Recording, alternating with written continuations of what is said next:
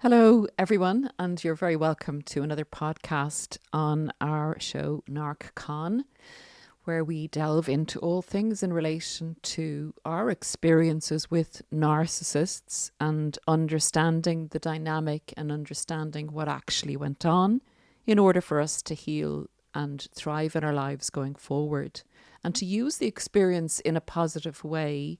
And a lot of people who go through that dreadful pain barrier will actually experience the same amount of joy commensurate with the amount of pain that they have been through, because it opens you up to, the only thing I can describe it is, an awakened, joyful state if you work through what you've been through. So I hope that gives hope to someone who's going through a bad time at the moment. Now, there is a phenomena out there that the narcissist is happy, that the narcissist has gone off into the sunset after discarding you in a relationship, that the family narcissist is winning, that everybody's on their side, and that the rich narcissist, has won and they're happy. I'm here today to totally, in my opinion, dispel that belief, and I'm going to give you the reasons why. And it's actually very important for the narcissist to have you believe that they've gone off into the sunset, very happy and to something much better than you. And that's why they want you to believe that they're ecstatically happy, because they've left you and you're so bad. And a person that actually, goes off that modus operandi can't actually experience what I would get into now in relation to the state of happiness. What is the state of happiness? We're going to go through reasons that the narcissist doesn't enter this state of happiness. And then we're going to get into what appears to be the most happy part of the narcissistic abuse cycle, which is actually when the narcissist feels most empowered. Happiness is a state at various different levels of positivity in a person. I think the highest state would be excited happiness and joyousness and laughter and wonder at the wonderfulness of life and what's happening with you at the moment, feeling totally loved, feeling the least amount of worry, to come down then to a state of peaceful contentment, and where you feel peaceful with the world, you feel benevolent towards your fellow man, you feel part of humanity, and you don't have stresses and strains or hate in your life.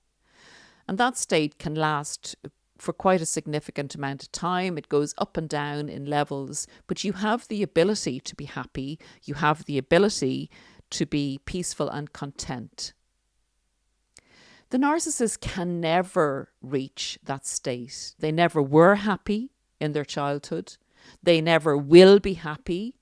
And it's important to understand that, because it actually can create at some point in your healing a sense of compassion from a distance in understanding that particular, I call it, fact. Why can the narcissist not be happy, you may say? A narcissist regulates themselves from outside of themselves. The narcissist has created a false, fake, hologramic-like persona that does not have what you have inside you, the ability to introspect, to feel that you're developing, to feel improvement, to feel enlightenment, to feel understanding, because of the introspective intellectualization and learning from life, improving, developing relationships, like real relationships, not transactions with objectification, not transactions with human beings. So this fake persona has been set up to shield and defend and attack the world, with the true self that could have developed, in my opinion, into a normal human being trapped behind a concrete wall, basically, of narcissistic defense mechanism. So the fake persona does not have the equipment internally. It's like not having a heart or an organ or a liver, and you have a fake one in place that needs the meds from outside to make it work. That would probably be one of the best analogies that I could come up with to describe the functioning of the narcissistic personality. So essentially, the narcissist needs your belief in the mask and your emotional reaction to the mask, thus confirming your belief in the mask, and the narcissist's sense of control over their meds, let's say that, in order for them to function. So when you say the narcissist appears to be happy with the new supply, that's just a fake outward image in order to regulate the narcissist, in order for you to believe that, in order for the narcissist to feel in control and be getting your emotional reaction and the thoughts of your emotional reaction, and flying monkeys feeding back to the narcissist your emotional reaction, where you're distraught, thinking they've gone off to be really happy, and you're in a dreadful, devastated state because they've done their best to destroy you. So I hope that makes sense. So the narcissist is literally captured, imprisoned by their narcissism in a state of reliance on outside validation and controlling their outside environment. So they don't get to feel happy because of the real relationship connection, the humanity, the improvement in their lives in terms of personal development, satisfaction and love, and the energy the generosity of energy that creates. That's something that they can hold and nurture and grow within themselves. That's not possible.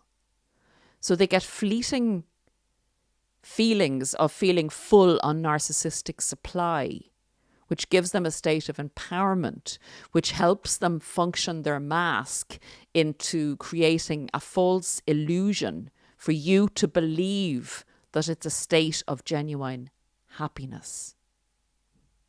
Another reason that the narcissist was never, is never, can never be happy is that they come from a place of scarcity. They can't, just as we said a few minutes ago, they can't create the stability, emotional stability within themselves that they can regulate and that they can grow and nurture without outside input, believing in them and putting it into them without the meds. They're always searching. They're never sustained. They can't literally grow anything inside them that's going to keep them in a place of contentedness. It's like a bucket with a hole in the bottom. What they put in flows out. There is no soil to nurture it. There's no water and there's no light. They have negated that part of their humanity. They have done a deal with the devil. They are no longer existing in a true form. They're existing in a transactional form, a take rather than grow. And from that point, they can never rely on any stability within their lives emotionally.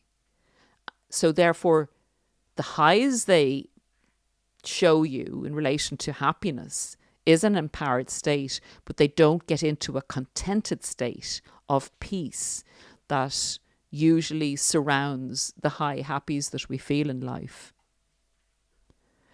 It's a miserable existence.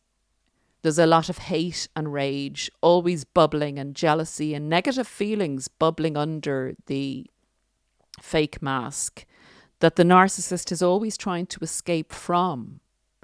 The narcissistic personality, their narcissism, is always trying to convince the narcissist that they've won and therefore they can be happy, that they've made a great decision for themselves, and that you're suffering. And the black and white thinking is, when you're suffering, or someone who has been their source of life and supply is suffering, the opposite must be true for them, and they must be winning and happy because you're sad. It is a pathetic way to live your life. It's empty of substance. It's empty of God. It's empty of fulfillment in the most deep sense of the word. And the two last things I have is that the narcissistic nature, and you can go down higher levels of pathology beyond the narcissistic personality disorder, the malignant narcissistic personality disorder, when it is in scarcity, presents as more malignant and is more destructive, because it is hell-bent on getting supply to fill the void, to fill the rage, to fill the emptiness, to fill the sadness, to fill the hate and jealousy that's inside that person, who is never at peace. Is the sadistic nature that belies the fake persona on the outside. And the outside persona can be giving, do-gooding, great guy, great gal, loving person, great leader, great doctor, great pastor. Any of those presentations of the narcissistic mask, someone is seeing behind the mask. If not someone, a family, a group, a friend, someone is bearing the brunt of the narcissist presenting a realistic, seemingly authentic mask to the majority of people that interact with them. Not all narcissists are as well supplied behind the scenes. Not all narcissists can maintain that mask. Sometimes strangers will see the slippage, will see the creature behind the mask.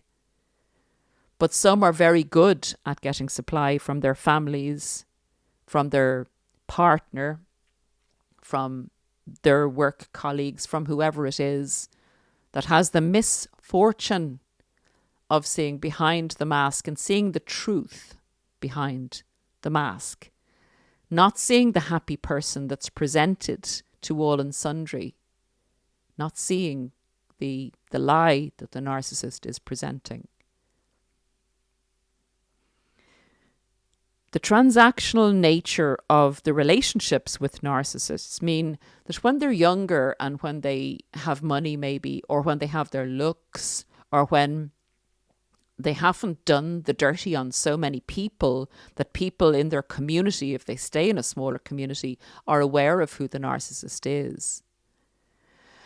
The transactional nature, their power to transact in life with other people and get their needs met, becomes less and less as whatever they've used as currency, be that looks, be that money, be that status, be that the ignorance of people about who they actually are.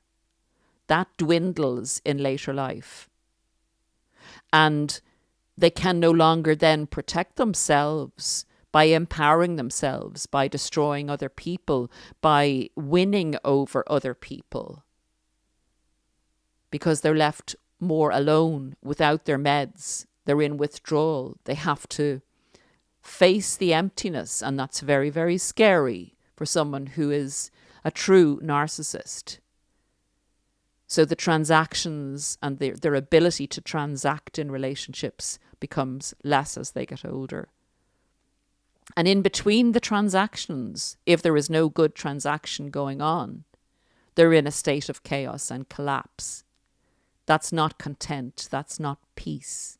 There's never peace because they're always searching. They always need to have their meds, and their meds are you and I and anyone that will give them narcissistic supply and believe in the mask. And now we're going to get into the most empowered or the most empowered part of the narcissist cycle, where they're best able to give the impression of being happy. And when they feel most empowered and most secure and most in control, they're much better able to present that believable image that they are ecstatically happy, they've made the right choices, they're on the pig's back, so to speak, and they're the successor. They succeed, they're the chosen one, they're superior to you in every way. And that illusion is at its most powerful in the stage I'll next describe in the narcissistic abuse cycle. So it's generally I'm going to coin it the narcissist's happy time, because it's not happy as we've just explained, but it appears to be the narcissist's happy time, is when they've left one person, just when they've left one person, and this is in the intimate relationship, but they change partners, they change family members that they favor, they change jobs, they change people who are in favor in work, etc. So let's just take it from the intimate setting. When they're leaving you and you're coming after them looking for closure, saying, what's gone wrong? Like, how can you possibly leave? We had all these plans. Yesterday you were even speaking with me about these plans. I don't understand. And then you start to go downhill in a very devastated decline because you're believing in this person telling you that it's all because of you, the relationship isn't working. The narcissist is feeling like so buoyed up by this. You actually value them so highly. And remember, they always thought you were superior to them. They're never going to let you know that. But that you value them so highly, and that they're able to walk away from you that they believed behind their forward consciousness, believed that you were superior to them when they met you, but that didn't compute into their forefrontal. They couldn't look at that and admit that to themselves. But they went for you because they felt that you were a quality person, that you were superior to them. So at an instinctual level, they knew that. And now they see you basically in their minds groveling to try and save the relationship, to try and save them, to try and get them back because of the value you place on them. So your value placement on them makes them feel extremely empowered in that they can take that away from you. That you are now down below their foot, which makes them feel like a Goliath, like a god personified. They have the power to cause you such pain. That's the sadism side of them coming out. So they do feel empowered, and they can give the impression of having won the lottery, so to speak, and they look happy. They actually look happy because that's the way it translates for them. Empowerment equals happy face, happy, motivated. They are fueled up. They actually go off thinking that they can conquer the world. They're on top of the world. Just think about that for a second. This person has given the impression of being in an extremely loving relationship. And on a dime, they can turn around, squish you under their foot, or try to, and be really happy about that. Now, how messed up is that? What kind of value are you going to place on a person that lives their lives through destruction of others? I'm telling you, this is dealing with the devil. Do not chase down this type of individual. This individual has darkness, hate, jealousy, rage, and a distinct hate for humanity and themselves, which is the unfortunate part. There's a human in there somewhere that is never going to see the light of human day, basically, and that's a very sad situation. So this is the time when they feel most empowered, the happy face. And on the other side of the coin, they will have lined up someone who thinks they are the dog's bees, who thinks they are great, who thinks they have met their one, just like you may have done, who thinks this person is so wonderful because this person is so good. When they were feeding off your supply, were able and powered up and full to give a great impression to the new person who's going to take them on. And they have all this, let me say it like this, it's like a hungry person being gifted a superstore of food and narcissistic supply. And they've left another store of backup supply by leaving you. And that essentially is a very exciting phase for the narcissist when they are leaving an old supply and becoming enmeshed with a new supply who's going to go through the same cycle that you and I went through with the narcissist. It's a feed fest at this particular point in time. The narcissist is as powered up as they will ever be, and they're able to give a very good impression for quite some time to come, backed up by those meds, by your supply and the new person's supply, and all the attention they're getting from friends and family as they tell their story about how bad you were, and get all the sympathy from the, leaving you and from what they had to put up with you. And then getting all the other friends saying, the best of luck in your new relationship. What a lovely person that you've met. How great your life is going to be. And try your best to get over what you went through with that bad person over there. So they're the center of attention, which, as we know, is the center point for the narcissist. It's when they feel most wired up, most plugged in to the electric sockets, basically. Because they're the center of attention, they're getting sympathy, they're getting encouragement, and they're getting emotional output from two significant people within their lives. Don't be fooled. The narcissist is never, ever happy. The narcissist is very good and needs you to think that they are happy. They need you to think that. Because when you think that, you believe in the narcissist and you believe that you're in a very bad situation. You literally lost the biggest problem of your life when the narcissist walked out that door. It's a case now of getting things in the right place. Shut that illusion of the narcissist down. Shut down their story and what they want you to believe. That person is not, never, ever, ever going to be happy. But you are. Once you get this in your soul, identity and brain, that you were looking at a lie playing out. You were looking at a horror movie where you were the victim. Now we're going to change that movie and you're going to go on the best journey of your life and star in your own movie without anybody telling you how to act, who to be, who you are, what the outcome is going to be. So grab the chance that the narcissist would have given you for you to really have to advocate for yourself, for you to really have to say, well, I'm not going to just mosey along in life anymore. I'm really going to appreciate myself. I am really going to advocate for myself. I'm going to decide who I am and I'm going to stick with that. And nobody ever, ever again is going to direct the movie of my life because I'm the star of my life and I'm the director of the movie.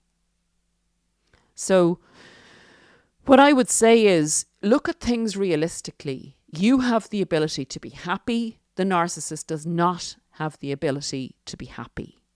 You have the ability to give back to humanity, to cause the situation where other people can be uplifted and happy because of your existence in this world.